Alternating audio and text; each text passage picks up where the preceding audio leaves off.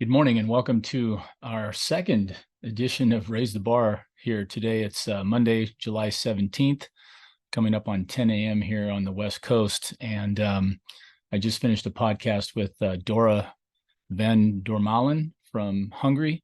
She is a sophomore over here at Tarleton State in Texas.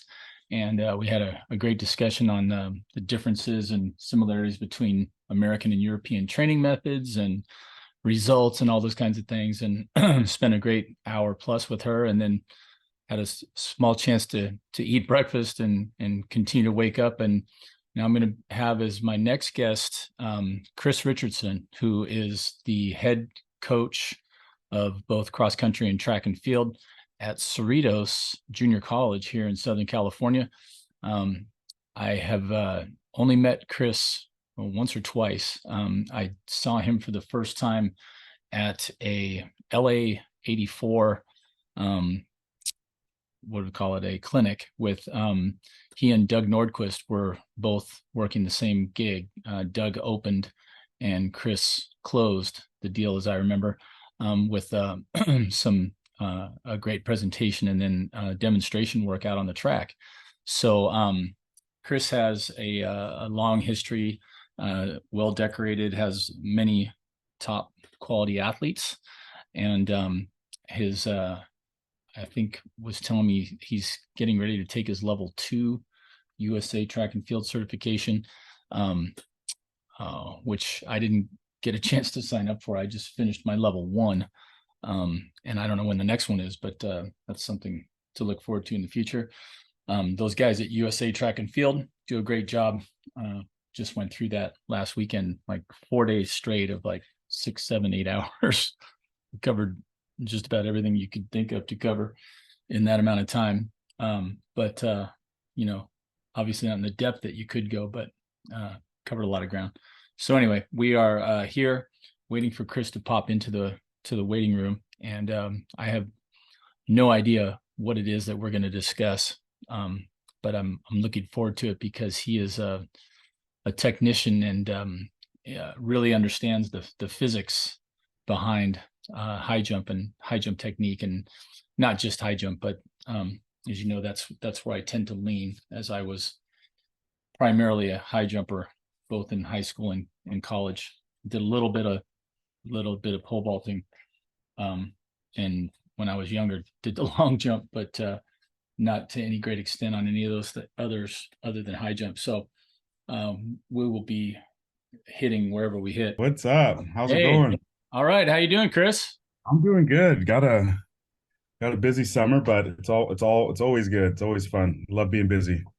Right. Well, it's yeah, I still am trying to get into the rhythms of this. It's been 5 or 6 years now, but I used to coach football. So when I'd get done with Oh track, yeah. I'd go into football mode. So I really am still kind of learning how track and field works during the summer, Yeah.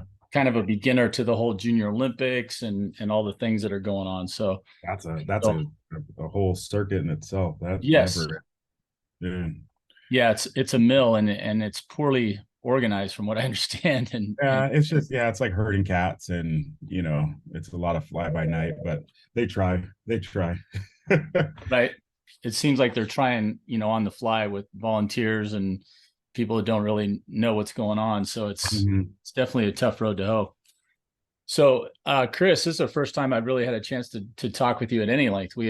I hadn't told the story yet, but Chris and I had actually set up a lunch meeting a couple of years ago, and I believe it was the week right before the pandemic hit. So Yeah. you and I had set up a time to get together and talk track and field, and then the pandemic hit, and it was like, yeah, this is kind of crazy, and it's been postponed for quite a while. So I also told the story of seeing you for the first time with Doug Nordquist at LA 84 when you guys were Hmm. presenting at Yeah, that that. was fun. Yeah, yeah, lots of fun. So, what? Tell us a little bit. What's been going on? You said you've been busy. You got lots of irons in the fire. Yeah. Well, yeah, I mean, more so like, my kids are getting to the point to where I have 3 kids now, and they're all like, neck deep in sports and their own activities. So kind of chasing them around and kind of Right. helping that out. Been in a position now where, when I first got to Cerritos, we really built our program up. We had over 100 athletes. Then the pandemic hit, and obviously we took a huge hit in not just our numbers, but our cognuity. And so it's been kind of my mission to make sure that I at least try to rebuild our culture and put kind of things back to where they used to be. Yeah. So it's just kind of a lot of you know being very meticulous about the things that we do, how we organize, how we communicate, how we operate, just so that we're all on the same page. So that's been pretty hectic. And then I work with USA Track and Field Coaches Education, got level 2 coming up, rewriting the curriculum for the level 2 combined events. Hmm. So right now I'm the lead instructor for the level 2 jumps, and I want trying to get the combined event curriculum updated. It's been kind of an uphill battle, but I think we're at a good place now. So hopefully going to offer that combined event level 2 pretty soon, and just level 1 rewrites, all that. So Wow. they Yeah. keep me busy. They keep me busy. Yeah. Well, I just went through, I was in the preamble here, I was telling everybody about going through the level 1 because I was working for just a minute with a Paralympian, and they wanted me to get a level 1 so that I could get a full stipend, a Oh monthly yeah. stipend. Yeah.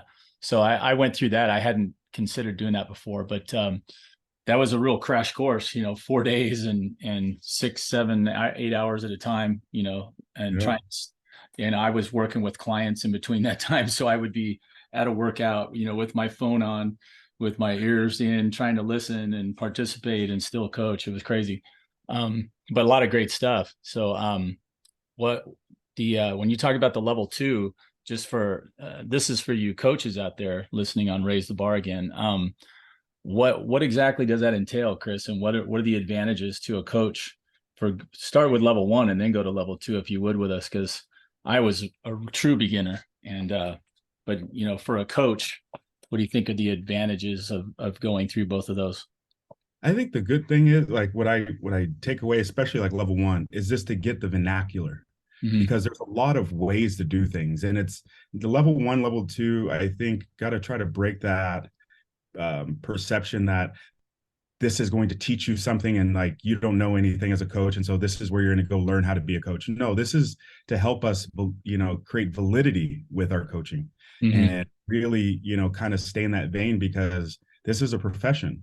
And so for us, within level 1 is like to get that common vernacular, make sure that philosophically coaches kind of understand where the sport is and where the sport is going, so that we can be good stewards of our game and kind of put ourselves in a position where we're representing the sport in a professional manner as coaches. Then level 2, the thing about level 1 is that we go through every event group. So a distance Yeah. runner sitting through throws, like, I'm never going to coach throws, but we hopefully try to give a well-rounded, I guess, introduction to each event group. So Yeah. like if you're a jumps person, you're sitting in the jump section, like, this is redundant, this is boring, or I know most of all this stuff, especially, Right.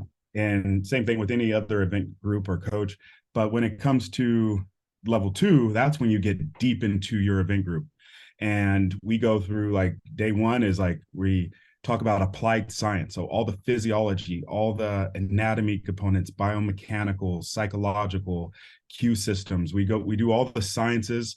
Then we get deep into the events, talk about some of the technical analysis, looking at how to assess an athlete, develop a very comprehensive annual training plan, so Hmm. that we take them from nothing to something, or take an elite athlete and just try to get that margin of a little bit better. Yeah. A lot of video analysis, we're starting to integrate that a lot more. So the level 2 is a lot of fun because you're in there with a bunch of other track nerds, and we're doing deep dives, deep conversations. I tell everybody, like, no level 2 school is the same. Yeah. I mean, I've been teaching level 2 now for the last 8, 9 years, and it is not one of those level 2 schools has been the same, just Yeah. because there's times where we have Olympic jumpers in there, Yeah. and we're going to bring a perspective. There's times where we have, a whole bunch of youth coaches. And so how we go about talking about, the jumps development from a training perspective for youth is just way different. So I always enjoy level 2, just because, like I said, you just kind of get the nerd out with other track coaches. Right. When is that? I got late to the party this year, so right after I finished one, I asked about two, and they said there wasn't one coming up. Is there one? This When's week. most? Yeah. Yeah, I missed this week. So Yeah. when's Yeah. the This one? week in Dallas. They go I'm once or twice a year, or what is it? What's the schedule? This year we're doing once a year because last year we ran a pilot program where we did usually level two. The traditional level two is like a week long intensive. So it's like all day, every day for 5 days straight. Yeah. And it's just like that's all it is. And that's kind of how it's always been traditionally. We uh, set off a pilot program just last fall where we went 6 Sundays in a row. And we didn't go all day. We just did 4 hours. Hmm. And we tried to do like little intermittent things between the week. And it went really well. I think it's because not everybody has the luxury to disappear and For go a off the week, yeah. grid Yeah. because it's not something you can do part-time. You can't do level two part-time during that week. Yeah. That's how intense it is. Yeah. And so it allowed people to that maybe didn't have the luxury to get away for that whole week to experience that. We're not doing it this year. We're trying to solidify some components of our level two to keep it accredited because right Mhm. now it's an accredited program, and so we're doing some I guess accreditation mechanics with it. So we're just hosting this one this year, and then the next one might be in December, but we're looking to hosting for sure again in person next summer. Okay. Yeah, I'm gonna keep my ears open for that one. I'd like to go through it. The one that you did that was every other Sunday, was that more like the level one where you're doing it on a Zoom call, or did you Yeah, still? it's a Zoom. Yeah, it's a Zoom. And like I said, every 6 Sundays in a row. And we're Yeah, covering the same content, but we just kind of extrapolated over that yeah. period of time. Yeah. But was the 5 day intensive now? Was that also Zoom, or did you have to go to a We place? we've done it in Zoom, but now we're moving back to doing our summer in person. Okay. So this Yeah. year it's at Texas Tech. Next year, I'm pushing to make it West Coast because Right. on the East Coast for the last 5 years. So Yeah. try to push it to be on the West Coast. So we'll see what happens. All right. Yeah. Represent. I like that. Yeah, Get everybody off at East Coast time. I know. It's the bias is unbelievable, right? From football on, getting watching the Pac-10 games, basketball and all that. I'm sure they don't even know who we are because our games don't start till 7, so they're Yeah, they're in bed. getting ready to go to bed. Yeah. Well, hey, Chris, I want to know a little bit more about you and your background. So, how did you get started in what's your athletic background, and how'd you get going in track and all that good stuff, and eventually into coaching? I mean, I grew up with it was just me and my mom, and I didn't really do any organized sports until like late eighth grade. I Hmm. think I was like skateboarding with one of my friends, and one of my friends' dads coached a basketball team and said, "Hey, we need another player. Come play." Never played basketball in my whole entire life, not even like at PE or just Wow. messing around. Yeah. And but I got on the court and I was just running and ripping and throwing air balls, throwing. But Yeah. I did some pretty good things just because I exemplified like athleticism, Yeah. and so they were like, "Yeah, you need to play basketball." And so they kind of wrapped their arms around me and kind of put me in the system a little bit, and that's when I got to really be exposed to team sports for the first time. I thought I was going to play basketball. Then I went to like a really good camp, and like I was like a power forward center, but Yeah. I was like only like 6'2", and these Yeah. guys were like 6'8". So I was Yeah. like, yeah, no. I think my career in basketball is gonna be short lived. So I started playing football. I had a lot of fun playing football in high Hmm. school. And I did the only reason I did track is my basketball buddy was like, "Hey, come do track." And I was like, "Dude, I'm not running. You're not going to get me to run." He was like, "No, we're going to jump." And I'm Yeah. like, "What do you mean jump?" He's like, "Yeah, long jump. They have triple jump and high jump. And it's going to help your hops in basketball. And the best of all, like there's girls out there." So I said, "Okay, you didn't Win-win. yeah, you didn't have to tell me too much more to get a 14-year-old Chris out there." So we go out there and I did pretty good, just we played basketball during track practice most of the Right. time. And so for that, I had a little introduction to track and field, played football. Then I went to Cerritos College to play football. Hmm. And I realized it was a little bit more business than anything. And the Yeah. level of, or the balance between subjectivity and objectivity based on the coach's perception of who you are if you fit in their system. And I didn't really, adhere to those politics very well. So I went to the track coach, Coach Wells, who was actually the first decathlon in NCAA history in Des Moines, Iowa. Wow. And I walk in, he goes, "You look like a decathlete." I was like, "What are you talking about?" I just said, all I know is I'm not doing football anymore. I'm just going to do track." He goes, "Yeah, you're doing decathlon." So he would meet with me like in the mornings, and we would just throw. And he kind of just, built me up into decathlon. Did my first decathlon at Long Beach State in the winter champion or little winter meet they had, and kind of fell in love with it. And Yeah. that first year, I went to the junior nationals. Was all American. Got to experience, okay, like what was Team USA like. That was in my first year in the deck. That fall, I signed with Long Beach State, and Coach Dave Rada, who's like, I would call like the Godfather, and Yeah. especially in like, women's track and field, and for especially in Southern California. And that was my guy. And so I did my last year at Cerritos College. I was like a two-time state champion. Went to the state meet, a bunch of events. But when going to Long Beach State, it really opened my eyes to like take this that much more serious, Yeah. because my previous training philosophy was like more is better. so Yeah. so what that ended up doing is it kind of backfired on me in my first year at Long Beach State, because I would lift twice a day. I would train almost 6-7 hours a day. Yeah. And like that's all I just wanted to get better, right? I was hungry. Like coach would say it's a recovery day. I say, all right, it's a recovery day with you on the track, but I'm going to come over here and do this. And I ended up getting a stress fracture in my L2, L4. Hmm. Uh, and it was a kind of a tough first year, but I did pretty good. Got third at the NCAA championships and made a Team USA and got a chance to compete. Some pretty cool stuff. Redshirt in my next year. Went to Olympic trials in '08. Ended up getting 13th, but that year I was like ranked by Track and Field News to like win the NCAA championship. Hmm. Touted to make the '08 team, but I tore my meniscus in the February of the '08 season, and I elected not to get surgery and just kind of go through it. And so like I would train 3 days, my knee would swell up. I Yeah. would rest 3 days, my knee would come back. And so it was just that whole rigmarole all the way through July. But all the while, even when I got to Cerritos, one of the coaches was like, "Hey, my buddy needs some help at his high school. Can you go coach?" So I've been coaching since I was 18. So it's been like 20 years now I've Wow. been coaching. Yeah. And so I've always kind of coached at a high school or done something and kind of always been involved with it, never stepped away. But at the end, that the '08 trials was actually my last true competitive decathlon. Hmm. And I started helping at Cerritos College while working at the high school. The year of '09, I got the head job at Moore Park College. So I was like 22 at the time when I got the Yeah. head Wow. coach job at Moore Yeah. Park That's College. young. Yeah, and so that's kind of what my athletic career, kind of going into, kind of transitioning eventually into coaching. Okay. Wow. So, that's a tremendous background. I think a lot of times that, having the decathlon experience, aside from the tremendous personal discipline it takes, then it's almost like you said, it's almost like going through your level one accreditation, right? Mhm. You got all the events along the way, Yeah. you know.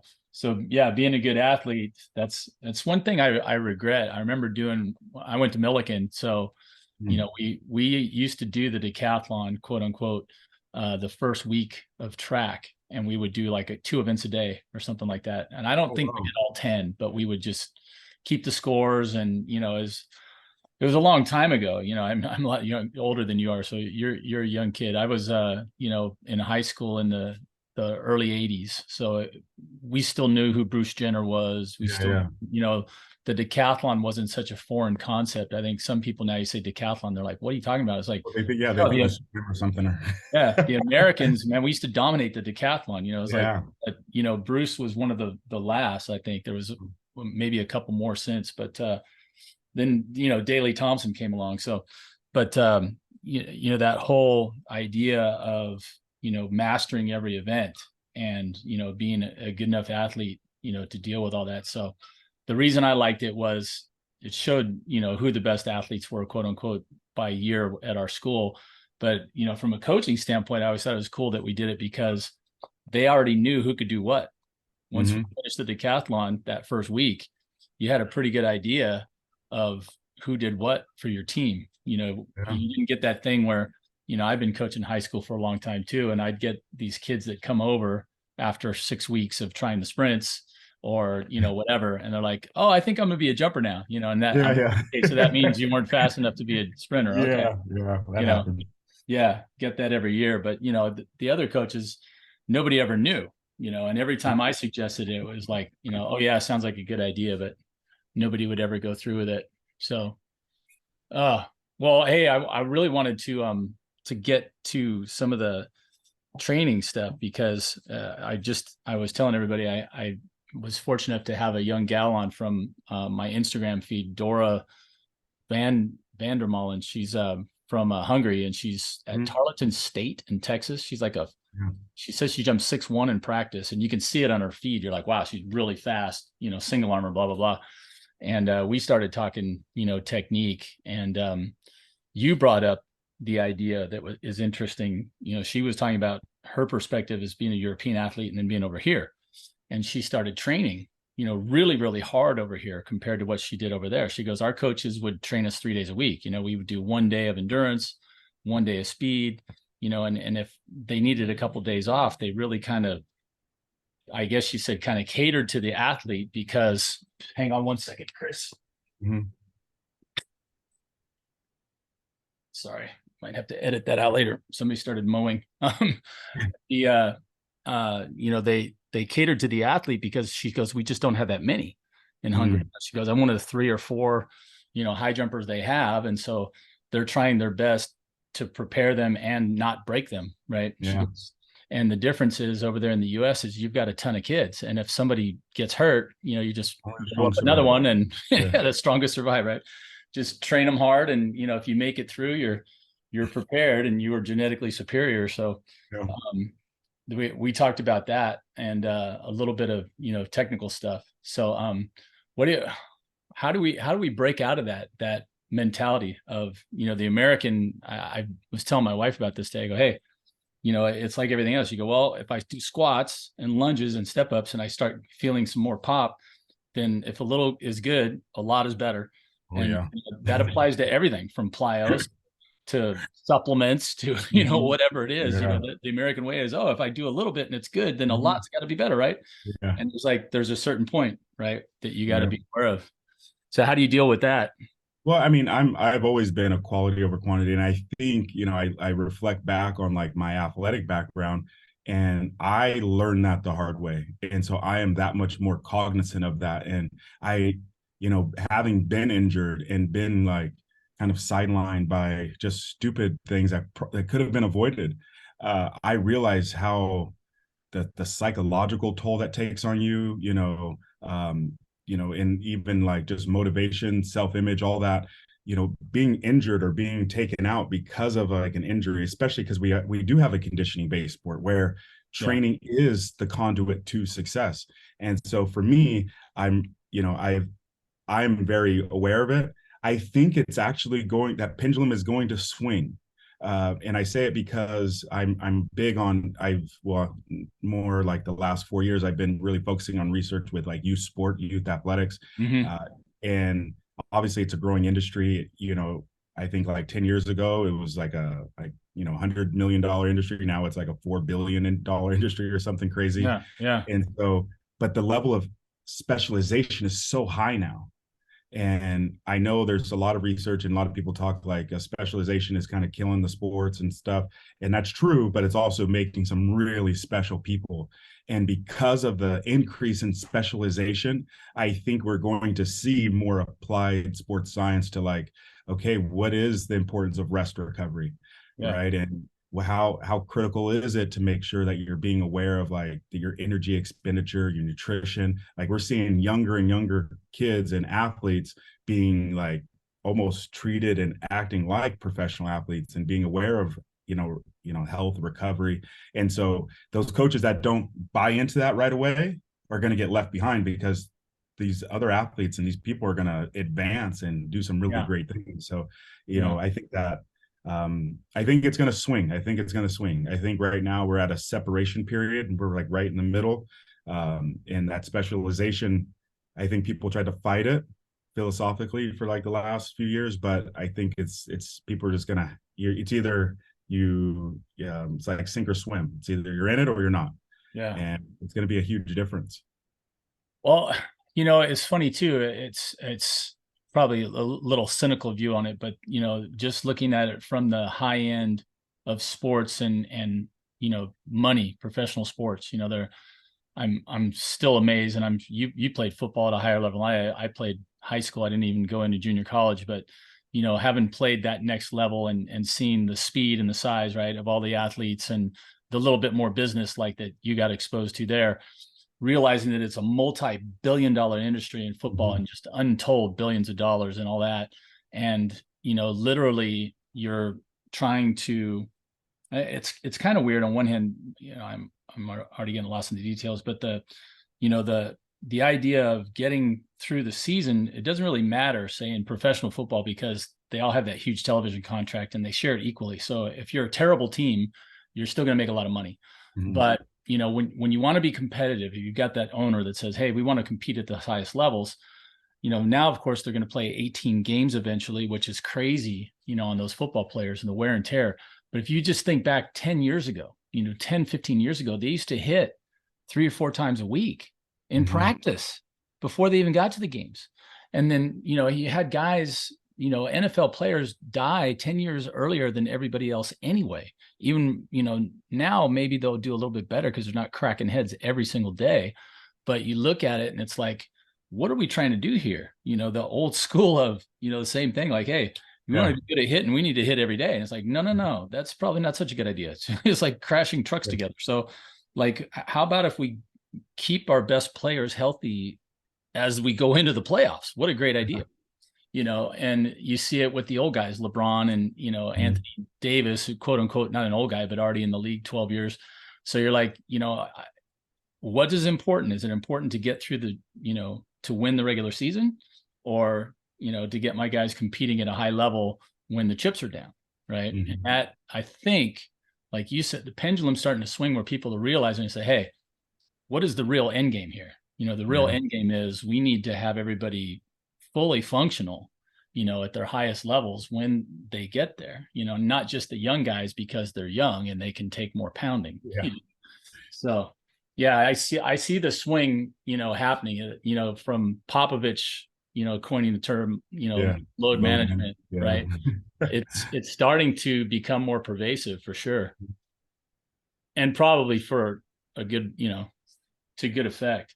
Like you said, I remember learning those lessons the hard way, the overtraining ones, even as a high jumper, shin splints and knees, it's Yeah. crazy. Yep.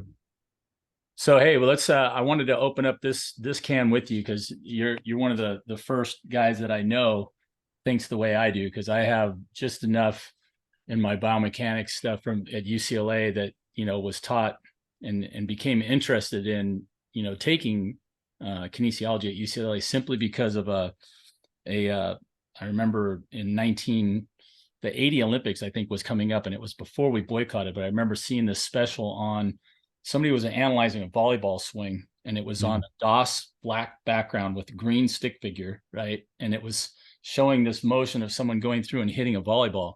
And I was like, look at that. That is so cool. You can do that on a computer, And the old days at UCLA when I was taking our first motion classes, and we were had white paper up on the wall, and we're Mm-hmm. shining something up on it, and we're putting on the joint markers and Oh moving yeah, yeah. the thing along and watching the changes of all the joints as they run through. And I mean, stuff that now you wouldn't even consider doing it that way, but at the time was just fascinating.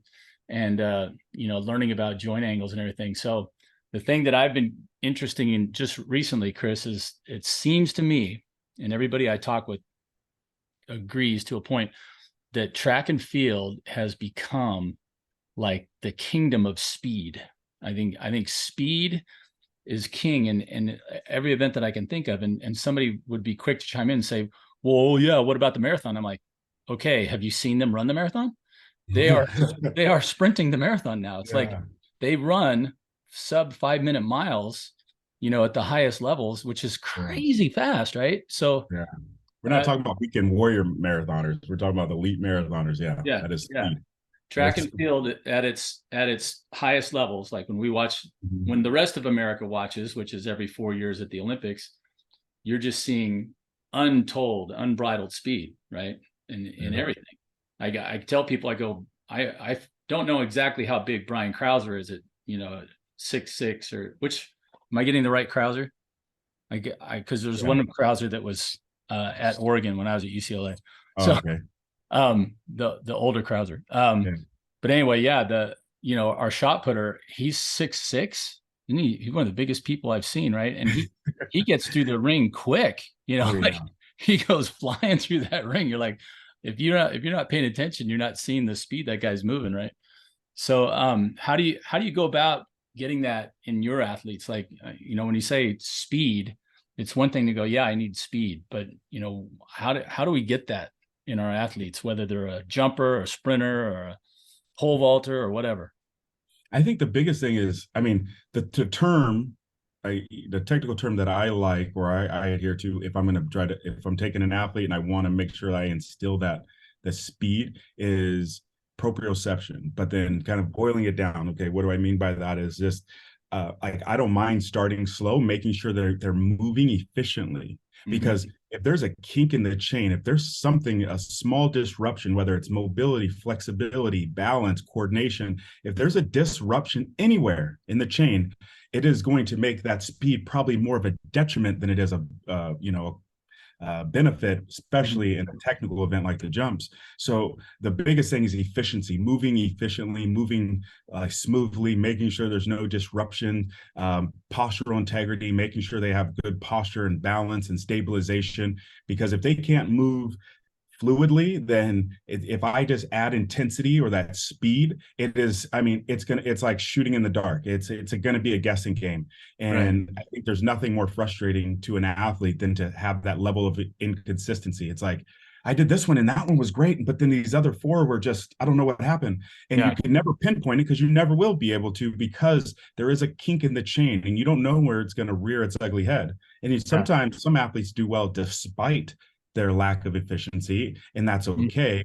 They compensate, XYZ. But I mean, for me personally, like I'm all about efficiency. If we can move efficiently, if we can have good running mechanics, good postural stability, Mm-hmm. good, balance control through proprioception, then I can start to add that intensity, add that, and some ways that I do is like I'll use a weighted vest. Like once an athlete is moving well, like they're not overstriding, they're not breaking posture, they know good synchronization by bilateral movements with arms and foot ground contact in synchronization. They got all those things pretty well dialed in. Then I really like adding like a weight vest at the end of the year. When I want to add speed, we'll do Mm-hmm. 5 approaches with the weighted vest and then take it off. And so that opens up proprioception. Right. So there's a lot of like little things that I like to do, but just approaching speed, I think like making sure that they understand like how to move as efficiently as they possibly can so that we don't have those disruptions later on. Yeah.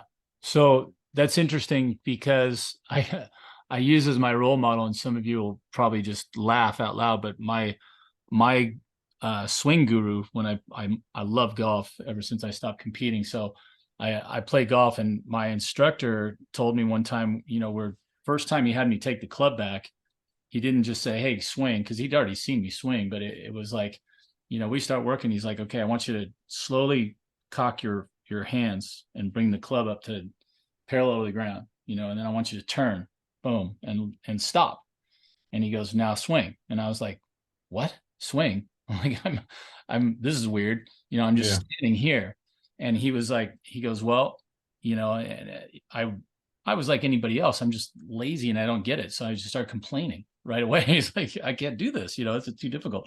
And he's like, "Well, if you can't go slow, then you can't go fast. Mm-hmm. If you can't do the movement slowly, like you're saying, slowly and perfectly, technically correct, then what are the odds you're going to be able to hit any of those positions when you're flying at full speed?" Yeah. There's no way, right? You've got to get that coordination. So yeah, I find that the same thing as you say, someone says, I got to get, improve my approach speed, high jump, long jump, or whatever. I'm like, okay, that's good, and you're going to need more speed, but you also have to be able to utilize it. Once you Hmm. get there, if you're so busy running fast when you get to the board in the long jump, how are you going to take off? Yeah. You have no idea what your limbs are doing. You're going full blast, through there. And I think that's another interesting point to me has always been that fine motor control, which we both know on the arousal spectrum. Yeah. If I'm trying to get maximum effort out of your squat or your deadlift, then you can scream and get everybody going there and this and that. And your technique is Yep. probably not as important there as just that Yep. effort, the full blast power of that move. But if you're saying, hey, I want you to kick this ball as far as you can, that's another one. But if I say, now I want you to kick it as far as I can and hit it in between those two uprights, that's Hmm. different because now you've got some fine motor control that has to be in there, and maybe max arousal doesn't work, Yeah. as well. So yeah, that's a huge thing there. When you talk about your speed, this is another thing that I was talking with Alan Henkel the other day. We had a chance to catch up for a second, and I said we were having the same discussion, and I said, well, when you talk about power versus speed, right? You got everybody says, oh, there's power jumpers and there's speed jumpers, and I think of it as a spectrum, and I also think when I look at power, I think power has both speed and force involved, right? So I'm like, the power equation isn't, if I'm right, isn't power force times velocity? Yeah. So aren't both components covered in the same, as you say, if I've got a power jumper, well, he can either be very, very strong and or very, very fast, or a combination of both, right? So if Hmm. I can increase both, I'm going to be increasing my power in my athlete, just by increasing their force and their velocity, right? So how do you go about that, Chris? How do you utilize power and or speed? Like, is there a way that you can spot an athlete and just say he's going to Oh, be, yeah. or is it both? Yeah, the ones that are very kinesthetically aware and have good, kind of, I guess, like you said, motor control, but motor control in the sense of their plane of movement. Mm-hmm. So if they have very good dexterity, then they're going to be able to transfer that momentum, that velocity, the speed a lot more efficiently. But the power jumper is the individual that probably doesn't have maybe mobility, or Mm-hmm. somebody that doesn't have maybe the dexterity or coordination as another individual. So them going fast is actually they're gonna blow through the position. Mm-hmm. Because I tell my athletes all the time, there's only two things that matter in the jumps: take off speed, take off position. And if Yeah. we can optimize for you individually the speed and the position, I don't want to compromise position for speed because you'll blow Right. through. And Yeah. I don't want to compromise speed for position because then you won't get off the ground and have the vertical velocity to execute a good clearance. Right. So we have to find that balance, like you said, on that spectrum. And so that's kind of how I approach it. Like, there are some athletes that are very kinesthetically aware. I mean, I'm talking about kinesthetic geniuses. They know exactly where they are, when they are, what position. They can execute things, to a dime. And then I have some other individuals that, they close their eyes, they might topple over, like all the way down to that. And Yeah. so, like, but it comes down to, like, okay, now I have to realize, okay, where you're deficient, and then build those things. And it's not always like going after low hanging fruit. Like, okay, you know what? This young lady is very weak. She has no strength. So she's not going to be able, she might be very athletic and has good proprioception or kinesthetic awareness, but because of her lack of strength, she's not able to execute these things and transfer momentum. And so I kind of always play that balance, just kind of looking at athletes. And again, like, I don't always go after low hanging fruit.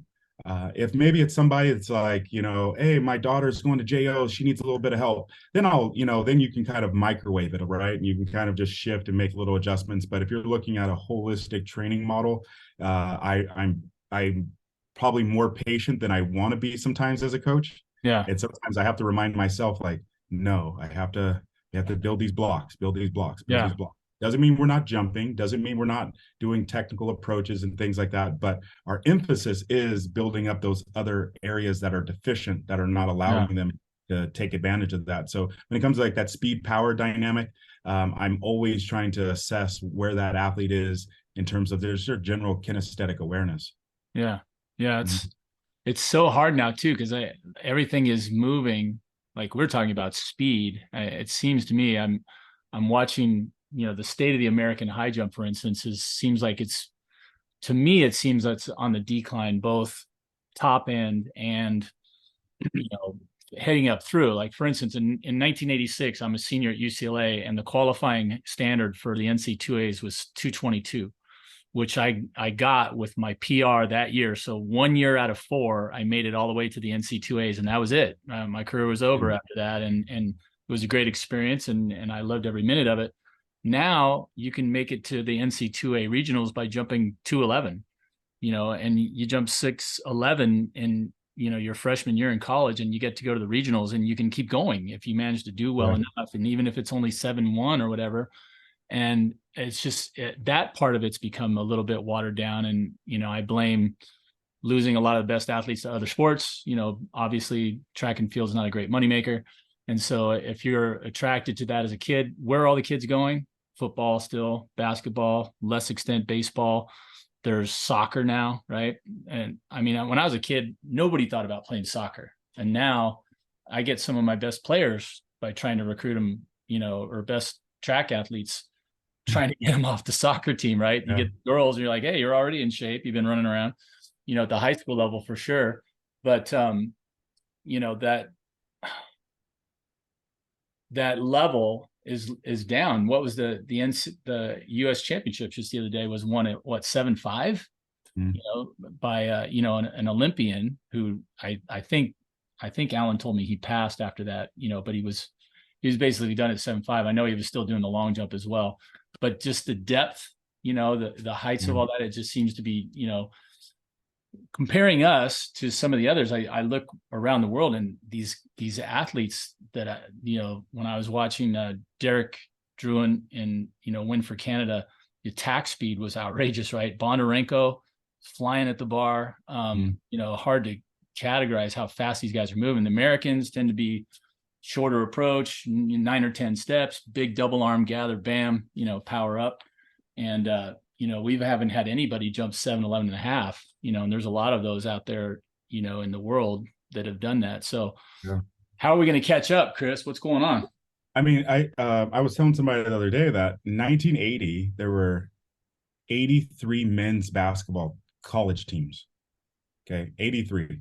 Yeah. Now there's 363. Yeah. And so I think five-fold increase. Yeah. Yeah, I mean, you're looking at, but like you said, team sports, and it's easy to kind of say that, but then to really look at the impact of the emergence of, like lacrosse, emergence of, other team sports and opportunities for these individuals to go into these different areas, like soccer, the growth of American soccer now. Like soccer was not considered a major NCAA sport. No. And I mean, it barely got funded, like not that long, like in our life, right? Like it's barely a funded sport. And so in that growth, so you're looking at a lot of those individuals that would be in those rankings, in those, like, I think about it all the time, like how many Olympians are just walking the streets because they never got exposure to the event. When you talk about, when I mentioned like specialization, that drop off is going to be huge as well, and it's going to get more and more. And I think it's going to be great for track and field because we're going to be able to early identify some of these special athletes and kind of keep them in the sport. I think we're going to do a much better job of that, from youth all the way through like collegiate and hopefully Olympic level. So I think that's kind of where I think it is, and that's where I think it's going. I think we are at that stagnant point, but I think we're going to be hitting some pretty special marks, especially in those kind of, I think high jump kind of almost become like a little bit of an obscure event, like hammer was maybe 10 years ago, right? Like hammer kind of took a drop, but now the emergence of our hammer throwers and our throwers in general has gone up. So it's kind of that ebb and flow, but it's coming. I think it's coming for sure.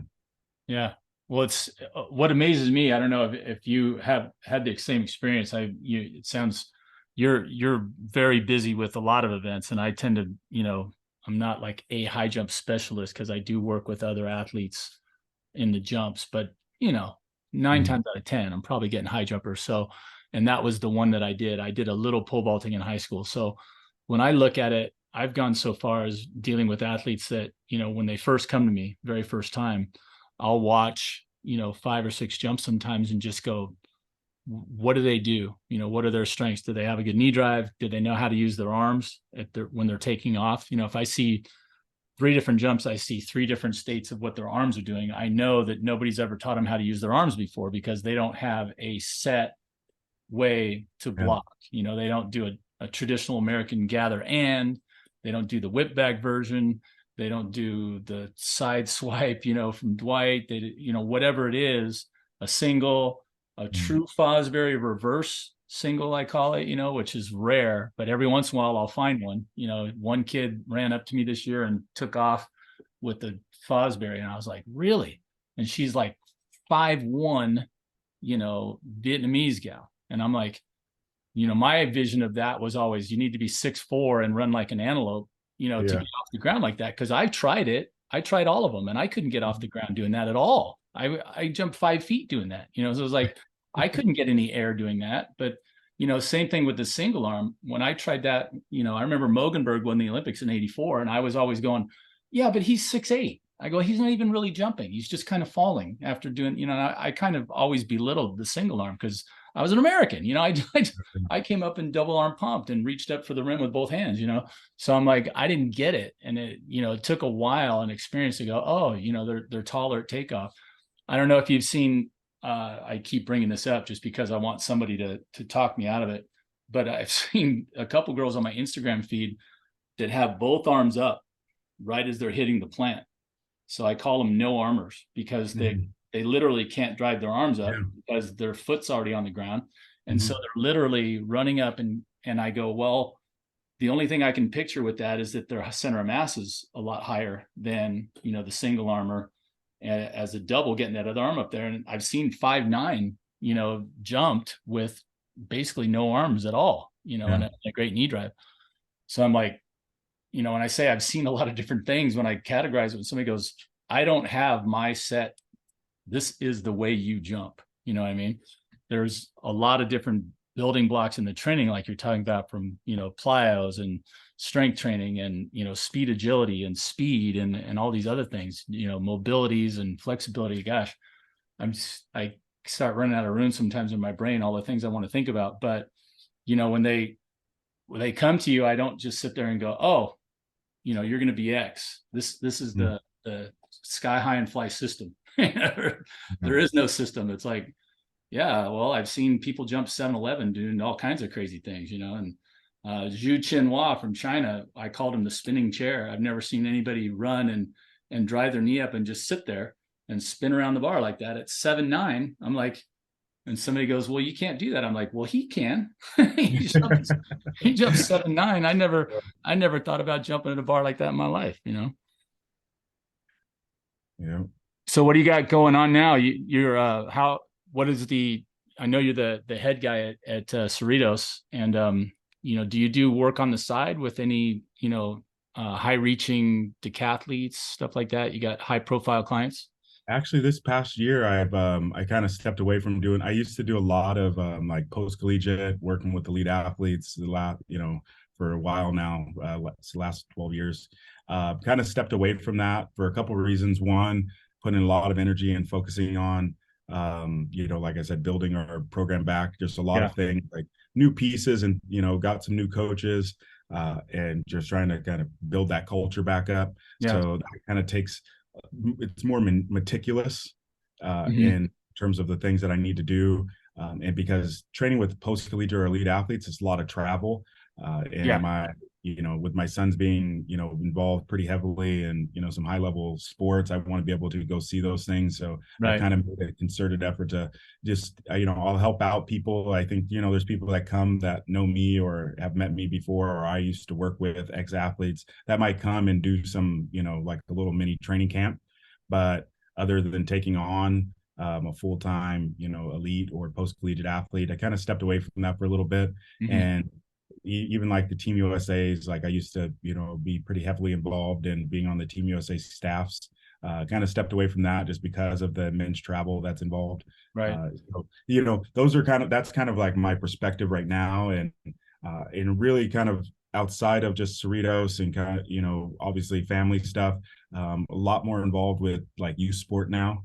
Hmm. So like working with AAU, doing some camps and clinics, helping with USA Track and Field in some regard with, we have a track and field club here at Cerritos for youth athletes. Hmm. So just trying to do those things and kind of build that world, just because it's always kind of fun to work with, that 8-year-old long jumper or something, and Right. it kind of help out with that stuff. So that's kind of been, pretty fun, and the things that I've been doing lately. You ever find any you see any gems out there that you're thinking are going to be it in another 8 years, or is it just too early to Oh pick them yeah. out? Yeah. You could tell just because of the mentality in which they operate and compete. You can Hmm. kind of tell, and they do some things that, you know, just like you have expectations, right? It's like, hey, this is a 9-year-old. Okay, go do this. And then and then you challenge them, and they keep stepping up to the challenge because they're almost like fearless, and they Right. have that little bit like, all right, Yeah. I'm gonna step up to the challenge.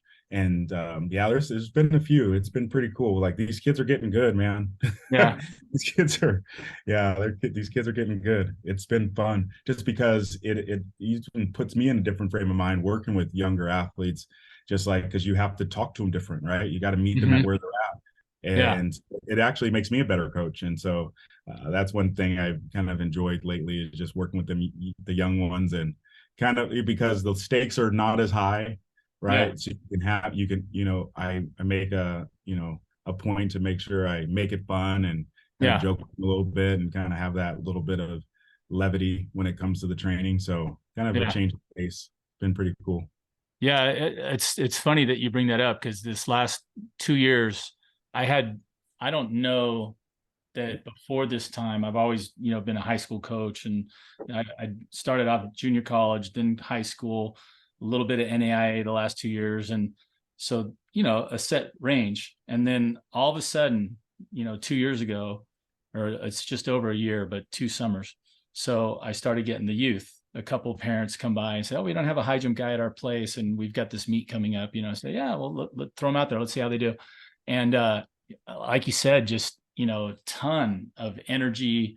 And then I'm a high school teacher, so keeping an adolescent's attention is one thing, but keeping a 5-year-old or an 8-year-old's their attention for more than just a few minutes, it really I think teaching has helped because I have a little bit of patience. That I've had a couple of the mothers go, "Wow, you're really patient with him." I'm just like, well, I'm trying to get some stuff done here for you, so I'm not going to be yelling at them, but I'm going to be like, and you learn how to keep it fun, to keep them moving around, that kind of stuff.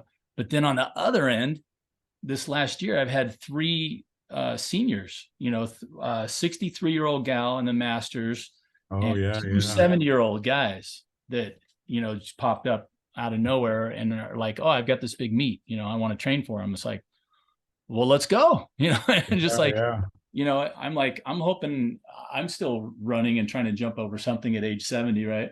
So let's talk about, both ends of the spectrum. But I agree with you. It really it sharpens you up a little bit because you got to learn, you know, and Yeah. focus on what they can do, what they can't do, uh, and it's different dealing with the people with experience. So I met this one gal who's a nutritionist, and she just broke she tied or no, she didn't break the world record, but she's a world champion at her age range. So she's a master's, 42 or 43-year-old, right? Mother of a couple, lives in Hawaii. Saw her on Instagram, and uh she said she ran as fast as she did when she was in college.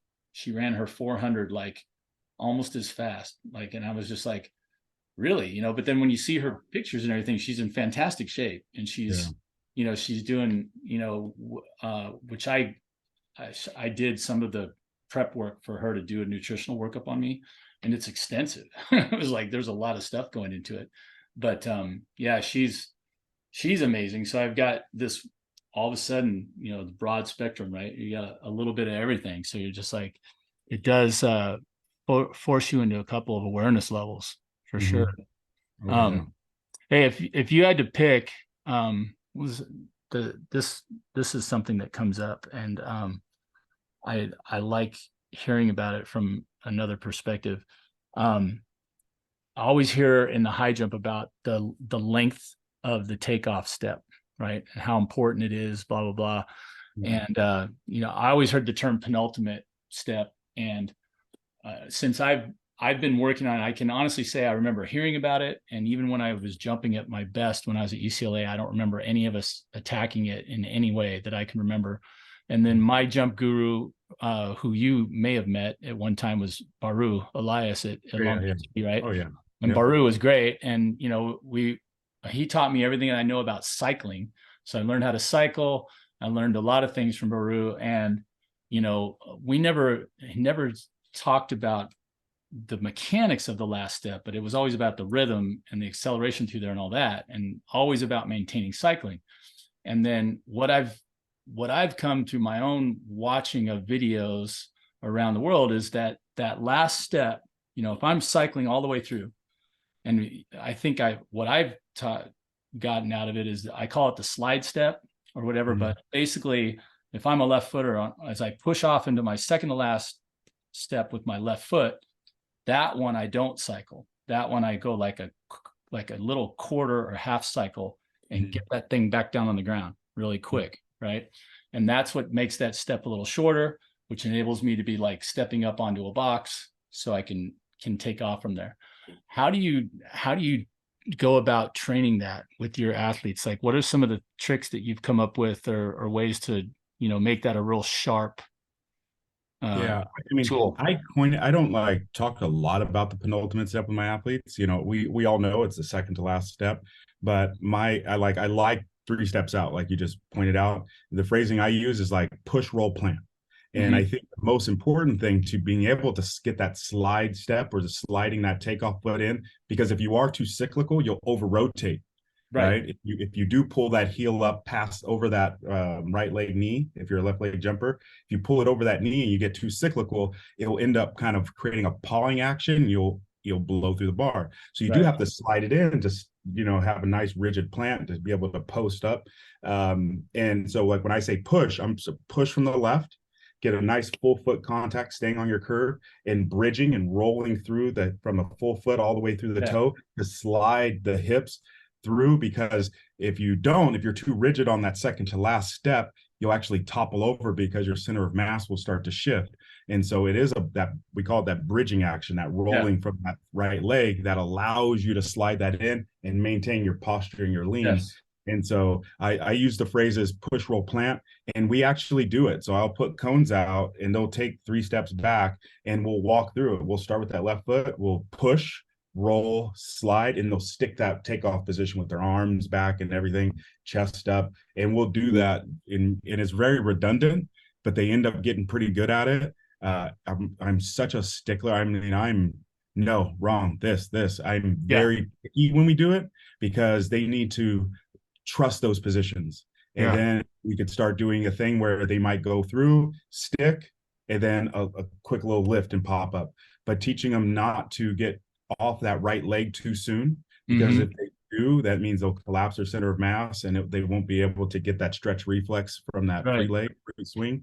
So kind of teaching them those positions, feeling the stretch, feeling the posture, feeling the height and the, just that kind of lean. We'll do it with stuff above the head because it creates that biofeedback that allows them to kind of orientate themselves like, oh no, I'm leaning forward. Because you could say they're leaning forward. They're like, no, I'm not. But if you put something above their head and they have to realize that this is allowing them to feel the orientation of their body and their posture, that always helps. So those are the things that I do to kind of go into it. And some get it, some don't. And I have to figure out why they don't. A lot of times it's like coordination and strength.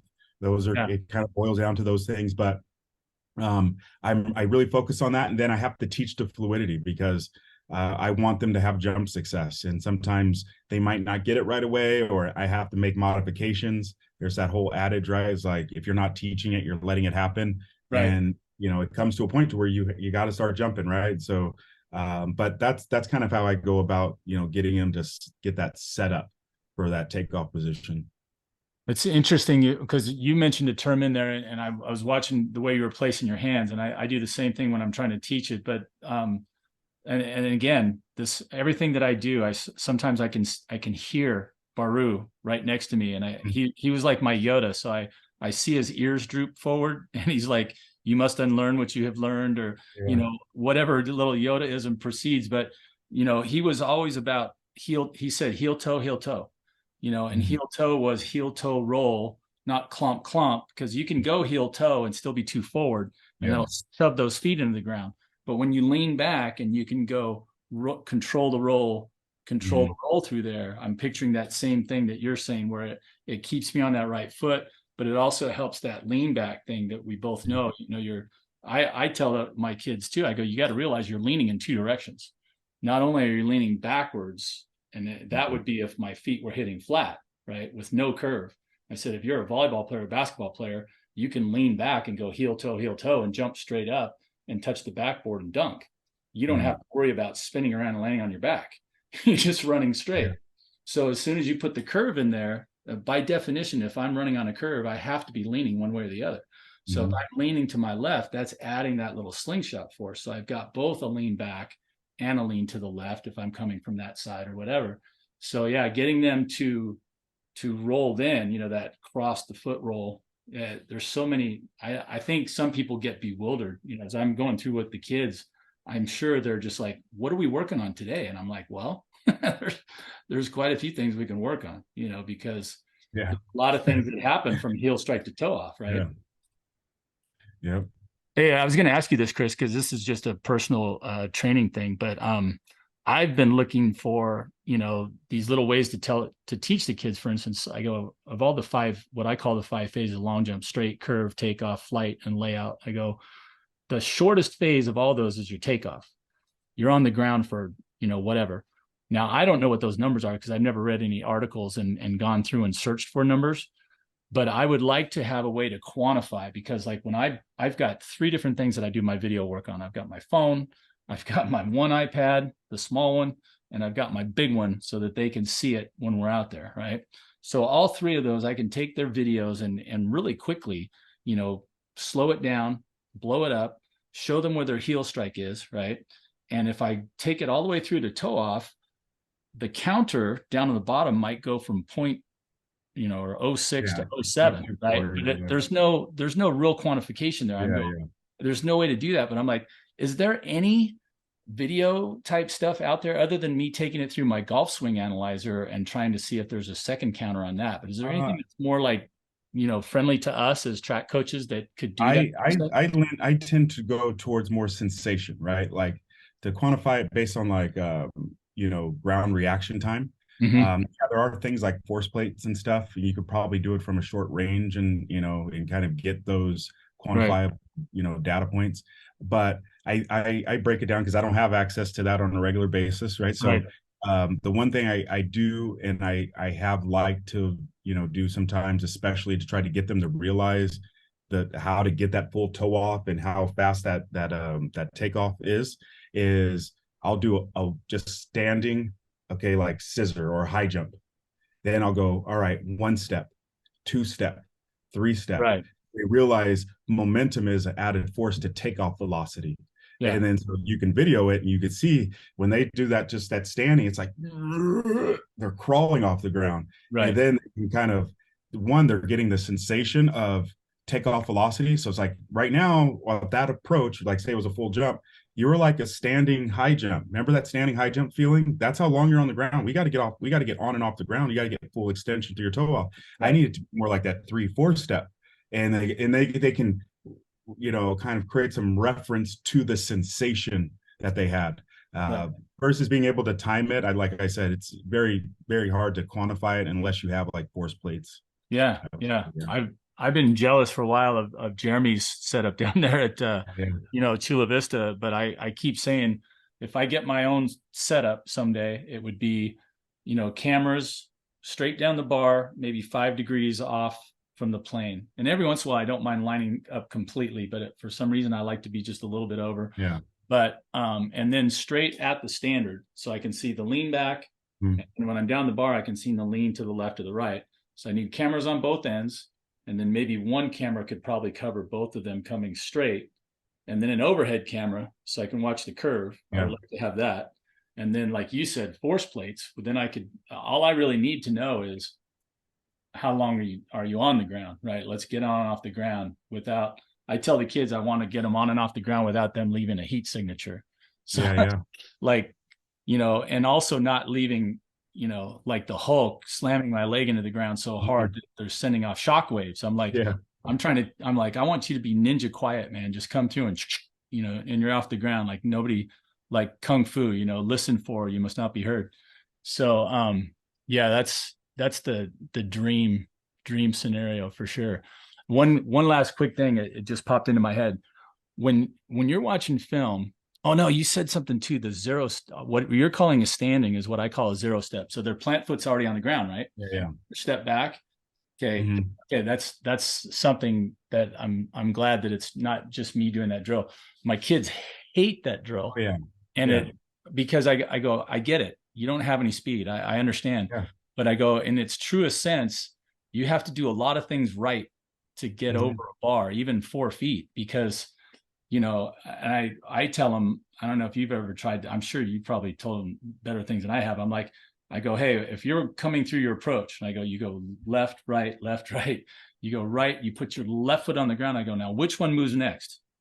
And they're like, you're right. And I said, no, you're wrong, because you always move your left foot first. They always put their weight on their Yeah. left Yeah. leg, Just go and then shift. they try to jump off their left Yeah. leg with no knee drive. I'm like, your right leg goes next. I'm like, get off that right foot, and drive that knee up, right, while you're leaning back and to the left with no speed. And they're like, coach, you're asking a lot. I'm like, I know. But yeah, Yeah. zero step. And then once they come up, I've been curious about this and I need to study it. How long should that takeoff leg stay extended straight up? Because with your poorer jumpers, that backside leg immediately starts to Oh, swing yeah. up It into sucks layout right up position, underneath them. Yeah. right? Like immediately. I'm like, Yeah. I'm okay with that leg bending up to 90 degrees, but not right away. Like try to ride it a little bit. So how does that come about with you when you're watching it? Is there any Like higher correlation? level guys, because that double hip pop, when they do open that up, like that's a Mm-hmm. critical part to stay long all the way up till you hit that point to where you start to rotate around your center of mass, and Mm-hmm. then they can open up that free legs or that takeoff side, and it allows their hips to pop and kind Yeah. of allow that ascension. For the young ladies, as long as make sure that when they get to that apex, when they start to their to finish in that rotation, that's when that thing needs to go, because a lot of them don't have the flexibility to stay long Right. as they're starting to lengthen through the torso. And I find it, like you said, with more novice athletes, they want to arch or create that rotation from their cervical spine, Right. and understand that it should be generating from the hips, and Yes. that kind of kills that dynamic between bringing that takeoff leg over. So just trying to get them to feel that lengthening through the takeoff position, and Yeah. I think that's like my little kind of my little eye search or my coaching kind of dynamic there with that Yeah. position. Yeah. When do you find like either scissor kicks or straight pop-ups and rides? Does that help if they run through and try to drive the knee up and then just keep riding it up as long as they can? Yeah, so like the way I do scissor is, it might be a little bit different, or like it's I don't allow them to stay parallel with the bar. I make sure that when they scissor, that they actually open up from that takeoff side. So left-legged jumper, right? They're Yeah. going to open up on the left side, and I need them to bring that leg over. So when they land, they're facing the bar or Right. facing the, so they need to execute that level of lift, extension, and then rotation. And so that allows them to kind of feel that knee come around, so they Wow. can lengthening through the hips. So that's kind of how I do scissor, but I like that. I like run throughs, and I try to make sure that they stay on that curve. And like that, getting that full extension. Some people I've even had, all right, you're after your takeoff, drag your takeoff leg on the mat. I need your first step to be with your takeoff leg. I don't want you to Right. go up and then land on your right leg. I Right. need you to take off and land and stay on that left leg and then roll out of it. So Yeah. it kind of gets them to understand the patience and the lengthening from that takeoff side. Yeah. Yeah. A lot I of that's I've seen Brandon Stark, from Australia on his yeah, yeah, feet. yeah.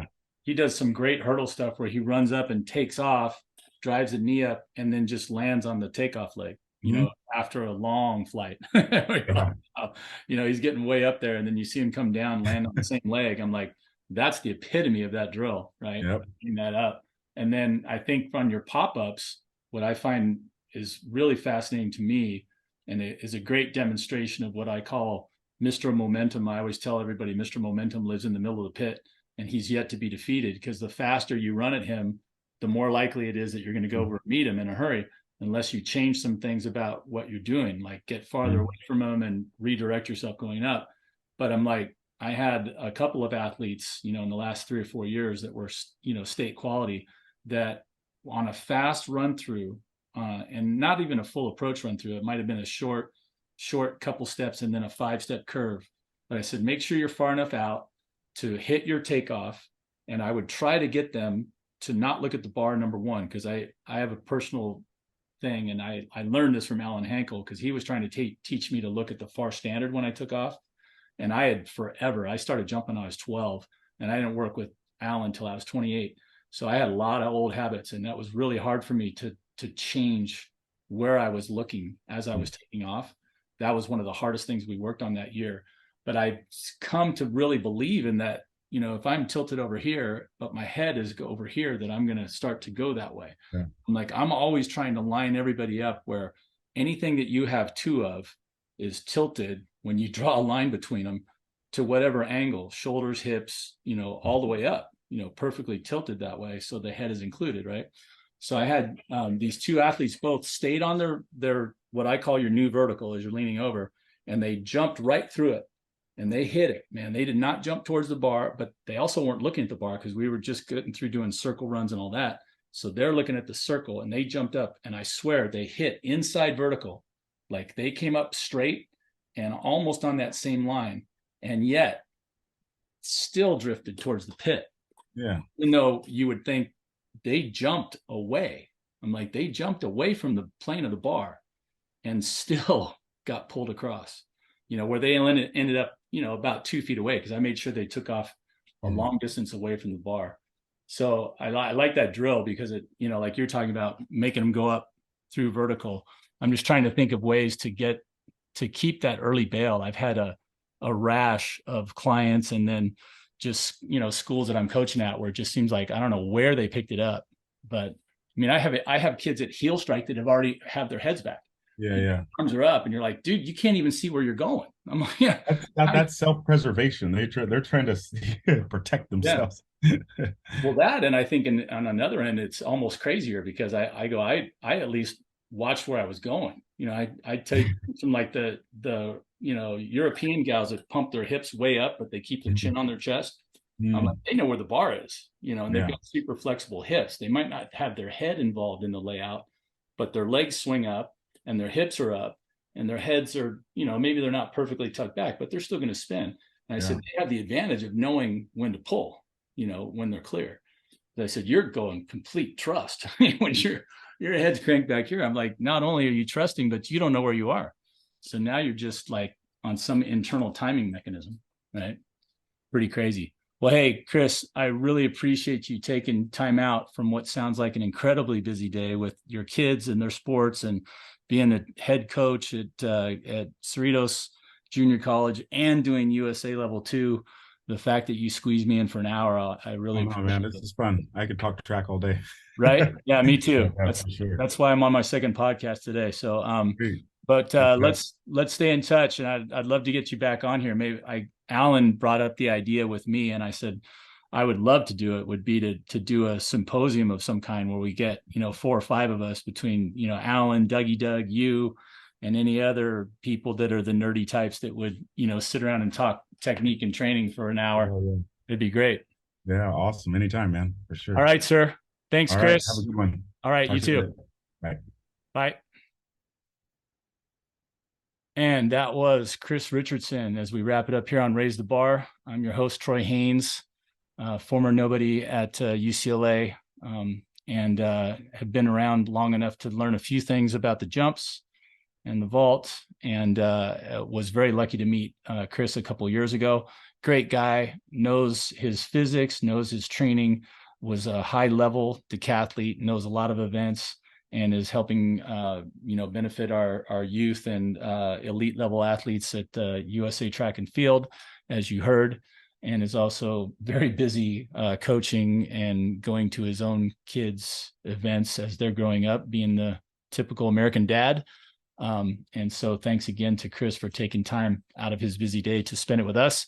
Until next time, that's going to do it for our second podcast today here on Monday, July 17th. I'm your host again, Troy Haynes, signing off. Until next time, remember to keep raising that bar.